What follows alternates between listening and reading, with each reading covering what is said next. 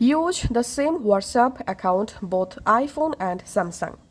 First of all, on your Samsung phone, install the WhatsApp app and sign into your WhatsApp account. Now, on your iPhone, open the WhatsApp app and open the WhatsApp. And here, tap on Agree and Continue. Tap on this three dot and select Link as Companion Device.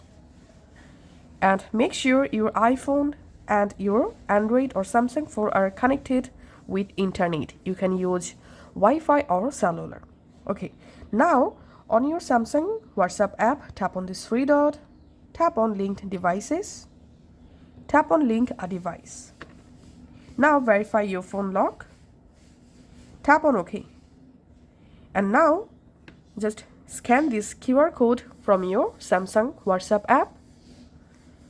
And as you can see, my iPhone is now added on my WhatsApp linked account device section.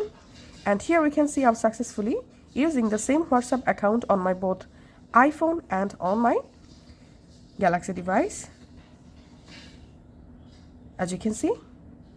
So that's how you can use WhatsApp both iPhone and Samsung.